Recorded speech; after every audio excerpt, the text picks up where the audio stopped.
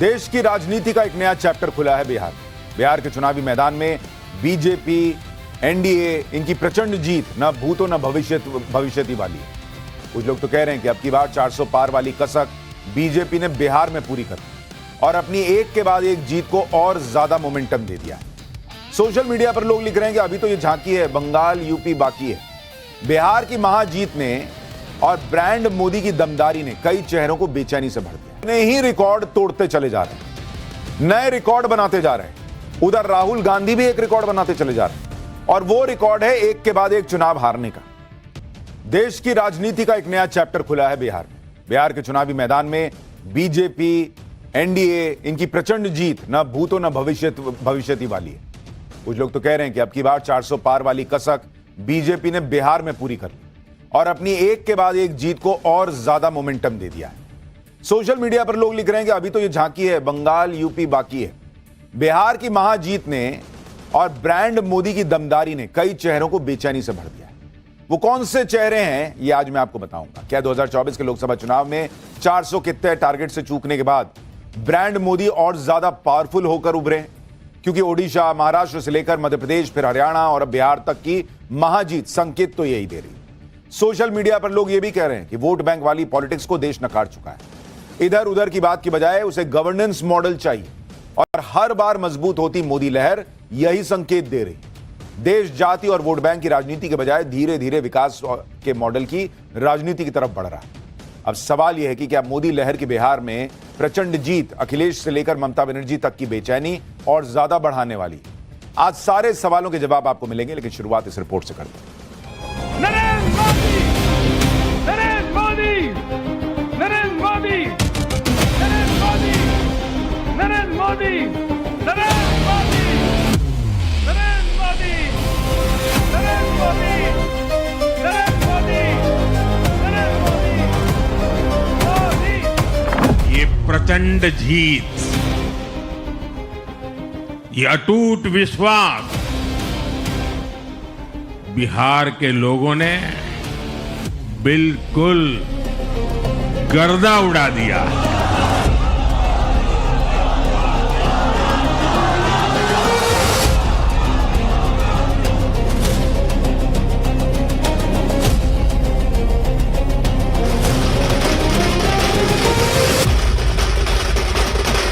हम लोगों को तो अब लगता है कि अगली बार जो आप आइएगा ना, तो इस बार हम देखें कि कुछ इधर उधर कुछ जीत गया है, अगली बार सब हारेगा।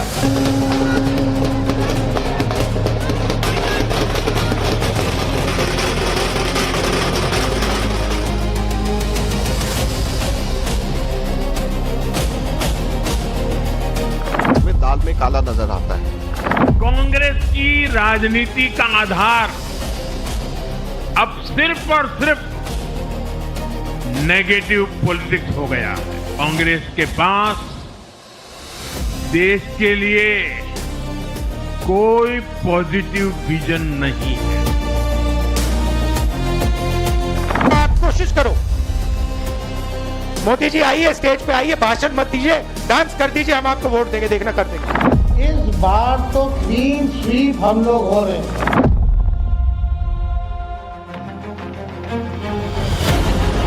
वो जो उम्मीद बांधे थे जनता दरबार से, अवाम ने उन्हें किनारे उतारा उसी एतबार से। ऐसी फजीहत की आदत तो कांग्रेस की बरसों पुरानी है, लेकिन तेजस्वी भी उसी लपेटे में आ जाएंगे, इसका भान उन्हें न था।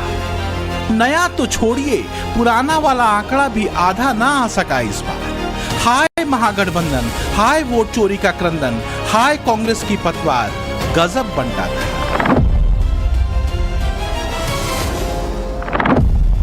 हाल ये हुआ कि राहुल तेजस्वी की जोड़ी बिहार की जनता के बीच भरोसा नहीं बना सकी, जबकि मोदी नीतीश पर बिहार की जनता का भरोसा अखंडित रहा। राहुल तेजस्वी कोई व्यवहारिक गवर्नेंस मॉडल नहीं दिखा सके, जबकि मोदी नीतीश के विकास मॉडल पर जनता ने मुहर लगा दी। राहुल तेजस्वी के गठबंधन पर जंगल राज की परछाई कायम रही, जबकि सुशासन की तस्वीर बिहारियों को भरोसेमंद लगी।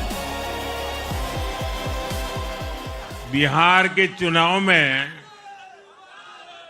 जब मैं जंगल राज की बात करता था, कट्टा सरकार की बात करता था तो आरजेडी के लोग कभी विरोध नहीं करते थे, लेकिन कांग्रेस वालों को बहुत चुभता था और बहुत बहुत मोदी क्या बोल रहे हैं, ऐसा क्या बोल रहे हैं। लेकिन आज मैं फिर कहना चाहता हूं, मैं कहूंगा वापस नहीं आएगी कट्टा सरकार। बिहार के लोगों ने विकसित बिहार के लिए मतदान किया। बिहार की महाविजय ने एक नहीं कई प्रश्न खड़े किए हैं विपक्षियों के हिस्से में। वो प्रश्न जो महागठबंधन के वर्तमान से लेकर राजपुत्रों के राजनीतिक भविष्य तक से जुड़े हैं। क्या पाटलिपुत्र की वीथियों में महागठबंधन की पराजय के मौन गीत गूंजेंगे? क्या महागठबंधन के जटिल सूत्र शिथिल होंगे? क्या महागठबंधन का खंड खंड होना निश्चित है? और क्या मगध की पराजय कुछ और चेहरों को चिंताओं से निस्तेज करेगी? क्या पीएम मोदी ने गंगा के प्रवाह के अनुरूप अपनी योजना तय कर ली है?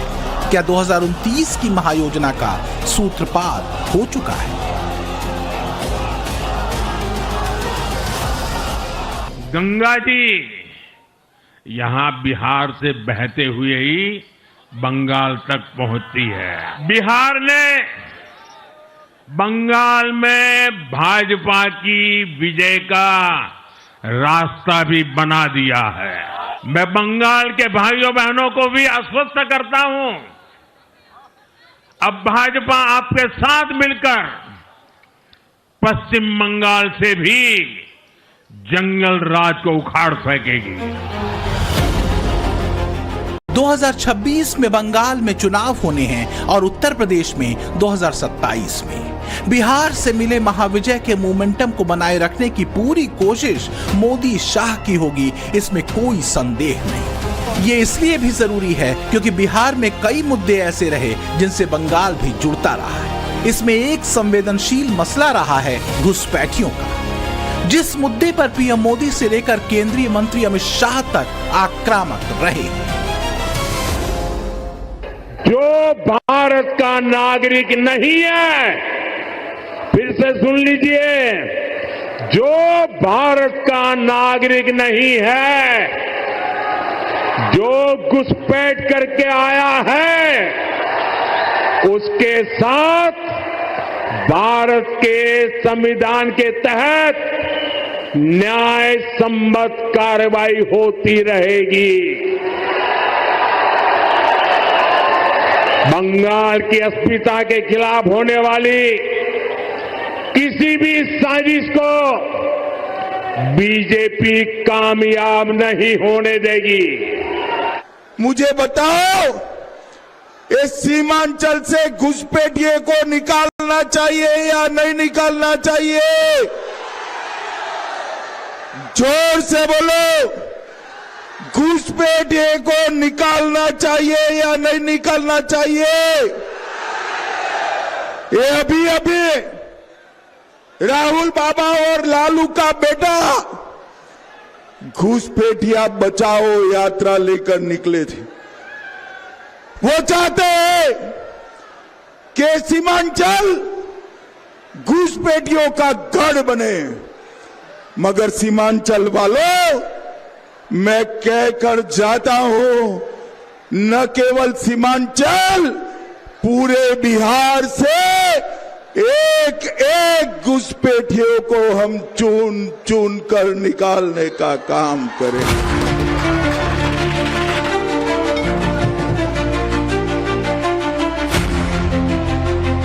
राजनीतिक विश्लेषक मानते हैं कि बिहार चुनाव राजनीति के मोदी कल्ट का पुनश्चरण है। बिहार चुनाव परिणाम बिहारियों के वोटर्स का वर्तमान से जुड़ा संदेश भर नहीं है, बल्कि 2024 की कसक और 2029 की राजनीति का संकेत भी है। और इसी संकेत से बंगाल ही नहीं, उत्तर प्रदेश तक की राजनीति की संभावनाएं बीजेपी रचेगी, ये तय है। 2024 के लोकसभा चुनावों में बीजेपी जब बहुमत के आंकड़ों से दूर हुई तो वोट बैंक वाली राजनीतिक पार्टियों की आंख में चमक आ गई।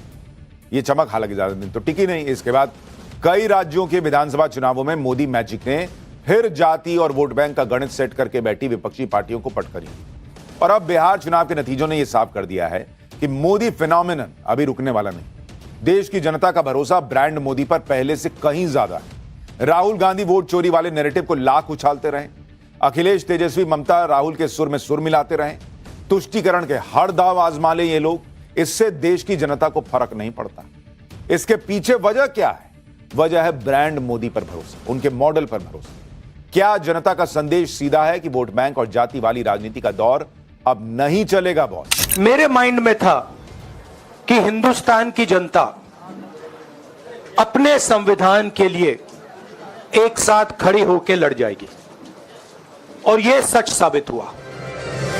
महाराष्ट्र से लेकर हरियाणा और दिल्ली से लेकर बिहार तक के नतीजों ने जब धीरे धीरे कांग्रेस की राजनीति के नए राग को मंच से उतार दिया, तब एक और नया राग छेड़ा गया, वोट चोरी का। एसआईआर को लेकर बिहार के चुनावी मंचों से चेतावनियों का शोर शुरू हो गया। कभी ज्ञानेश कुमार नाम सुना है? सुना है? नहीं सुना होगा, नहीं सुना होगा। कभी आपने ऐसे सांधु का नाम सुना है? नहीं सुना होगा। कभी विवेक जोशी का नाम सुना है? नहीं सुना होगा। यही है चुनाव आयोग के सबसे ऊंचे अधिकारी, जो इस देश के संविधान के साथ, इस देश के लोकतंत्र के साथ खिलवाड़ कर रहे हैं। आप सोचते हो आप रिटायर कर लोगे, चैन का जीवन जियोगे इस तरह का घोटाला करके? तो याद रखो, याद रखो, ये देश आपको नहीं भूलेगा। बिहार के चुनावों ने एक और बात सिद्ध की है। अब देश का मतदाता, खास तौर पर हमारा युवा मतदाता, मतदाता सूची के शुद्धिकरण को बहुत गंभीरता से लेता है। बिहार के युवा ने भी मतदाता सूची शुद्धिकरण को जबरदस्त तरीके से सपोर्ट किया। एसआईआर वाली राजनीतिक पीड़ा सिर्फ कांग्रेस की व्यक्तिगत पीड़ा नहीं है। इस पीड़ा का प्रवाह बंगाल में टीएमसी और उत्तर प्रदेश में समाजवादी पार्टी तक है। बिहार के चुनावों में अखिलेश ने एसआईआर को वोट चोरी का हथकंडा बताते हुए खूब वार किए थे, भविष्यवाणियों की बौछार की थी। अखिलेश ने बिहार के चुनावों को देश बनाने का चुनाव तक बताया था। इस देश को बनाने के लिए चुनाव समझना, क्योंकि बिहार का परिणाम ही दिल्ली की सरकार को हिला देगा। सरकार नहीं चलेगा। बताओ, बिहार से हारने के बाद दिल्ली की सरकार कैसे चलेगी? बताओ। इसलिए बिहार के लोग न केवल यूपी का भविष्य बनाएंगे, बिहार का भविष्य बनाएंगे, बल्कि देश का भी भविष्य बनाने का काम करेंगे। तो क्या बिहार की जनता ने देश बनाने के चुनाव में अपना जनादेश देकर 2029 तक की सत्ता की स्पष्ट तस्वीर दे दी है?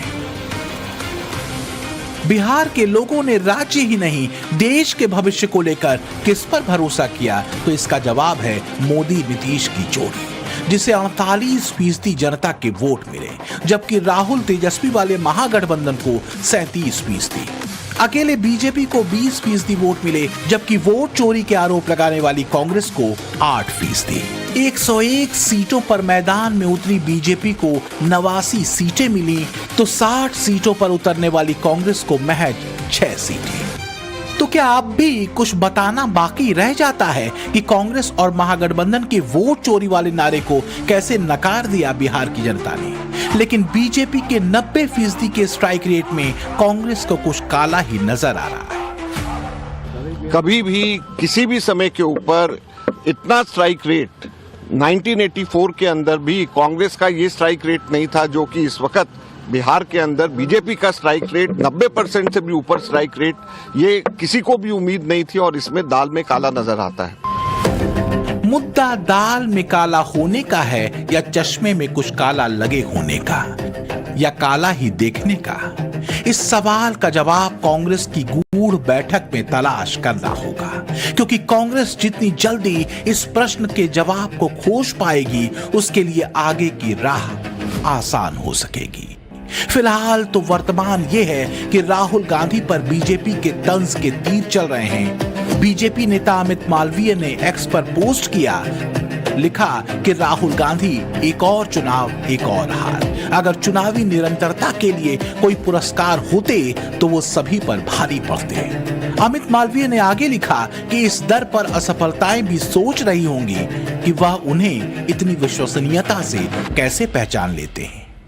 आज ही के दिन सिर्फ एक चुनाव में हमारे जितने विधायक चुने गए हैं, कांग्रेस पिछले 6 चुनावों में 6 चुनाव में उतने विधायक जीत नहीं पाई। तो क्या बदले तेवर और कलेवर में आए राहुल गांधी ने राह गलत पकड़ ली? क्या राहुल के नेतृत्व को कांग्रेस एक बार फिर तमाम हारों की कसौटियों पर कसेगी, या फिर ईवीएम, संविधान खतरे में और वोट चोरी के नेगेटिव नैरेटिव के बाद नए नैरेटिव से एक बार फिर राहुल को कवर कर दिया जाएगा? 2022 में भारत जोड़ो यात्रा से राहुल गांधी ने बदले हुए रूप और मोहब्बत की दुकान वाले नए टैग के साथ राजनीति में री एंट्री की थी। इसके बाद 2024 में भारत जोड़ो यात्रा और फिर बिहार चुनावों में वोटर अधिकार यात्रा। जब मैं बिहार के नतीजे देखता हूं तो अपनी हालत पे मुझे दुख कम होता है, क्योंकि मुझे पहले ही मालूम था कि ये बड़गाम का इलेक्शन हमारे लिए आसान नहीं होगा। लेकिन जब मैं बिहार का हाल देखता हूं और मैं ये देखता हूं कि ये वो बिहार है जहां वोट चोरी के नाम पे जब यात्रा चली तो उस यात्रा में काफी संख्या में लोग जो हैं उस यात्रा के साथ जुड़े। लेकिन जब हम नतीजे देखते हैं तो बजाय ये कि एंटी इनकम्बेंसी का नीतीश कुमार जो है वो शिकार हो, उन्होंने एंटी इनकम्बेंसी को इनकम्बेंसी में तब्दील करके हुकूमत का फायदा लेके अब कहते हैं कि 10वीं बार जीता है, 10वीं बार मुख्यमंत्री बनेंगे। ये अपने आप में कोई मामूली बात नहीं है। बिहार में कांग्रेस आरजेडी की बैसाखी के सहारे मैदान में थी, इसके अलावा कोई दूसरा चारा नहीं था। बमुश्किल आरजेडी ने कांग्रेस को 60 सीटें दी थीं, लेकिन लगता है तेजस्वी ने भारी गलती कर दी। बिहार के असल मुद्दों के बजाय वोट चोरी का नैरेटिव लेकर उतरे राहुल गांधी खुद तो पानी में कूदे ही तेजस्वी की नैया भी डुबो दी। नरेंद्र मोदी अपने ही रिकॉर्ड तोड़ते चले जा रहे हैं, नए रिकॉर्ड बनाते जा रहे हैं। उधर राहुल गांधी भी एक रिकॉर्ड बनाते चले जा रहे हैं, और वो रिकॉर्ड है एक के बाद एक चुनाव हारने का। 2004 में जब से राहुल गांधी पॉलिटिक्स में एक्टिव हुए हैं, तब से कांग्रेस पार्टी को 95 चुनाव हरा चुके हैं। 95 बॉस। राहुल गांधी रिकॉर्ड बनाने की कगार पे हैं, सेंचुरी ठोकने वाले हैं बॉस। कांग्रेस उनके रहते हुए 95 चुनाव हार गई, मात्र 5 बचे हैं, सेंचुरी हो जाएगी। 96वां उनका मान के चलिए बंगाल में होगा ही, वहां तो उनका खत्म मामला है। तो बस 4 बचेगा। उसके बाद राहुल गांधी की जय जयकार करेगा पूरा इकोसिस्टम कि सर आप 100 हरा दिए। बिहार चुनाव ने राहुल गांधी और इंडी गठबंधन के सारे नैरेटिव को ध्वस्त कर दिया। देखिए राहुल गांधी क्या क्या नहीं बोले वोट चोरी का मुद्दा है। पब्लिक ने बिहार की कहा कि हटाओ इसको, देखो डस्टबिन में ये मुद्दा मेरे लिए नहीं है।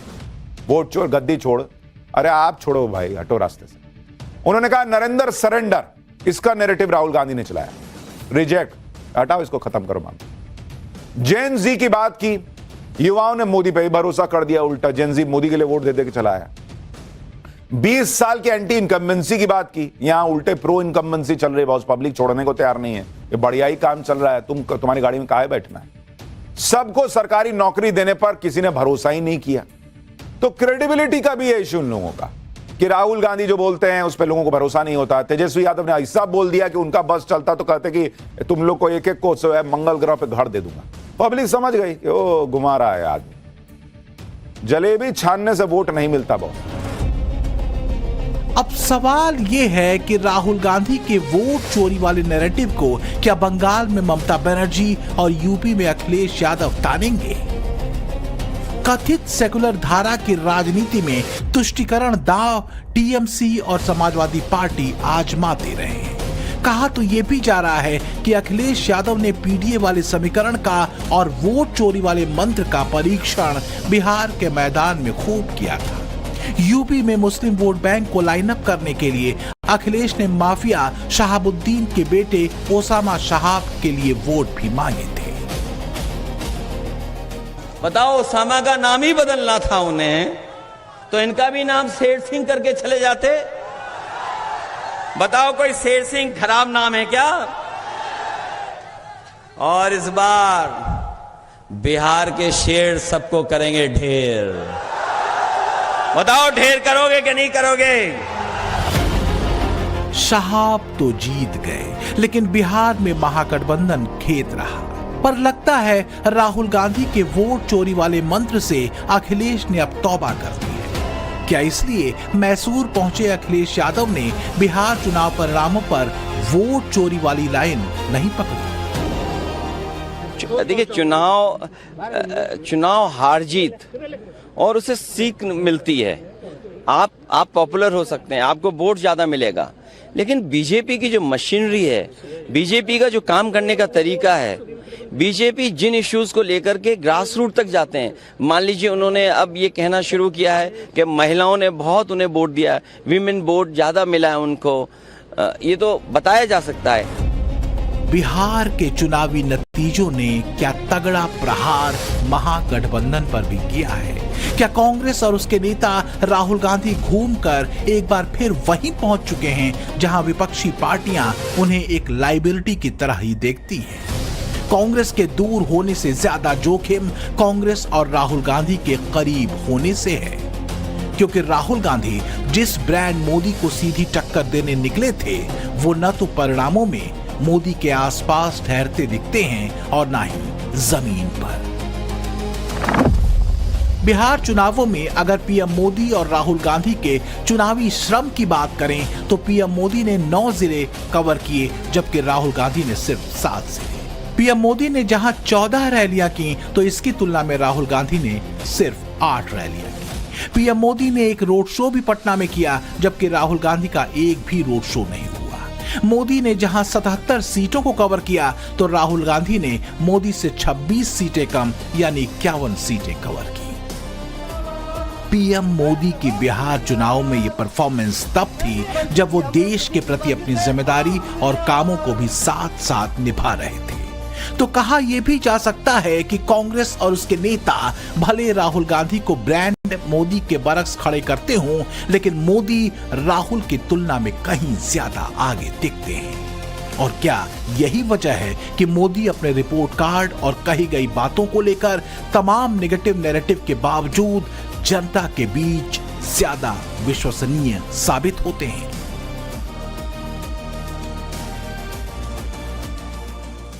यूपी हो या बिहार, दोनों ही राज्यों में सेक्युलरिज्म और सामाजिक न्याय के नाम पर एक ही फॉर्मूला आरजेडी और समाजवादी पार्टी ने इजाद किया। यह था MY फॉर्मूला, मुस्लिम यादव वाला। इस फॉर्मूले ने बिहार और यूपी में 2 परिवारों को सत्ता की चाबी हर बार पकड़वाई। कांग्रेस भी सेक्युलरिज्म के नाम पर इन पार्टियों से गठजोड़ कर केंद्र की सत्ता में काबिज होती रही, लेकिन 2014 के बाद देश के भीतर मोदी ने गवर्नेंस मॉडल वाली राजनीति का नया चैप्टर शुरू किया। वोट बैंक के तुष्टीकरण और जाति वाली लाइन से अलग विकास मॉडल का चैप्टर। इस चैप्टर ने मोदी को देश के भीतर एक नई राजनीति के एक कल्ट के रूप में खड़ा किया, जिसमें बिना तुष्टीकरण के सबका साथ सबका विकास का सूत्र था। देश की जनता ने मोदी के इस मॉडल को चुना, हर बार से ज्यादा चुना। पीएम मोदी ने भी कहा कि MY समीकरण उनके लिए अहम है, क्योंकि उनके लिए MY का मतलब है M से महिला, Y से यूथ। तो क्या बिहार से उठी नई MY लहर यूपी में अखिलेश के लिए भी तनाव बढ़ाने वाली है? 2024 के चुनावों में अखिलेश ने यूपी में अपने प्रदर्शन से सबको चौंका दिया था, लेकिन क्या 2027 की यूपी विधानसभा और 2029 की केंद्र की सत्ता की तस्वीर बिहार चुनावों में रिफ्लेक्ट हो गई है? क्योंकि बिहार ने वोट बैंक और तुष्टीकरण की राजनीति को नकार दिया, जातिवादी राजनीति को रिजेक्ट कर दिया, नेगेटिव नैरेटिव के बजाय रिपोर्ट कार्ड पर भरोसा किया। इस नई धारा की राजनीति को चुनने वालों में बड़ी संख्या में महिलाएं और युवा रहे। राहुल गांधी और अखिलेश यादव जेन जी पर अपना हक बताते रहे, उनके बीच वोट चोरी का नैरेटिव सेट करते रहे और जेन जी ने भरोसा किया पीएम मोदी पर, उनके विजन, वर्जन और भारत के भविष्य के प्रति उनके समर्पण पर। बिहार में कुछ दलों ने तुष्टीकरण वाला MY माय फॉर्मूला बनाया था, पर आज की इस जीत ने एक नया सकारात्मक MY माय फॉर्मूला दिया है, और ये है महिला और यूथ। उनकी इच्छा, उनकी आकांक्षा और उनके सपनों ने जंगल राज वालों के पुराने सांप्रदायिक माय फॉर्मूले को पूरी तरह ध्वस्त कर दिया है। MY समीकरण के ध्वस्त होने का ऐलान यूपी में अखिलेश की बेचैनी बढ़ा सकता है। मुमकिन यह भी है कि अखिलेश कांग्रेस से दूरी बनाएं और नए साथियों की तलाश करें। बिहार में तेजस्वी के साथ राहुल गांधी के होने के साइड इफेक्ट को वो देख और समझ चुके हैं। तो क्या अखिलेश अब ओवैसी की तरफ दोस्ती का हाथ बढ़ा सकते हैं? जो भी हो, पर पीएम मोदी रुकने वाले नहीं हैं। तुष्टीकरण या सांप्रदायिक राजनीति के किसी भी दांव को काउंटर करने को लेकर पीएम मोदी प्रतिबद्ध है। बिहार के चुनाव में ये जमानती नामदार, उनके साथी दल सार्वजनिक रूप से वक्फ कानून को फाड़ देते थे और ये कहते थे कि हम जीत करके आएंगे, वक्फ कानून को लागू नहीं होने देंगे। बिहार के लोगों ने इस सांप्रदायिक जहर को भी विकास की राह पर चलते हुए पूरी तरह नकार दिया है।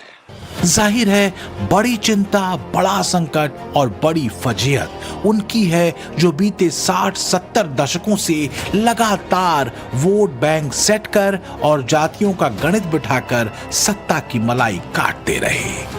कभी MY समीकरण उतारकर, कभी PDA का राग अलाप कर सत्ता आपस में बढ़ती रही। लेकिन 2014 के बाद से चली लहर ने कथित सेकुलर राजनीति को ऐसा लगता है मझधार में ला खड़ा किया है। तो क्या दांव पर राजनीतिक घरानों के इन चेहरों का राजनीतिक भविष्य है? विपक्षी पार्टियों के सवाल कांग्रेस को लेकर फिर से उठने शुरू हो चुके हैं। ये भाजपा एनडीए बिहार वाला जो फैक्टर है और बंगाल का जो फैक्टर्स है, ये कॉम्प्लीटली डिफरेंट है। और बिहार में जो ये एनडीए को रुकने का रिस्पांसिबिलिटी किसका थे, उसमें मेजर रोल था कांग्रेस का। तो कांग्रेस बार बार फेल कर रहा है। कांग्रेस का अभी तक ऑफिशियली अनाउंस नहीं हुआ, अभी तक हम लोग देख रहे थे कांग्रेस का स्ट्राइक रेट कितना है। स्ट्राइक रेट मतलब कितना सीट में वो लड़े हैं और कितना जीता है। वो तो कुछ देर पहले 4 थे, अभी शायद 3 से 2 वही करीब चल रहा है। तो कांग्रेस का स्ट्राइक रेट तो 4% का नीचे चला गया है। तो ये तो भाजपा को एडवांटेज हो जा रहा है, लेकिन बंगाल में तो ऐसा नहीं होगा। तो क्या नरेंद्र मोदी ने 2025 में ही 2029 वाली लकीर खींच दी है? बिहार की जनता ने मोहब्बत की दुकान वाला नारा नेपथ्य में डाल दिया है। तो क्या इस नारे और भाषा के असली भाव को जनता पढ़ और समझ चुकी है? सेकुलरिज्म के नाम पर तुष्टीकरण का खेल भी अब किसी से छिपा नहीं रहा। जाति वाले खांचे में बांटने की सियासी चालों के पीछे के मकसद भी जनता को समझ आ चुके हैं। तो सवाल ये है कि फिर महागठबंधन का क्या होगा, और इससे भी बड़ी बात कांग्रेस के भीतर क्या होगा? क्या कठिन प्रश्नों को इस बार भी टाल दिया जाएगा? ब्यूरो रिपोर्ट, टाइम्स नाउ, नव भारत।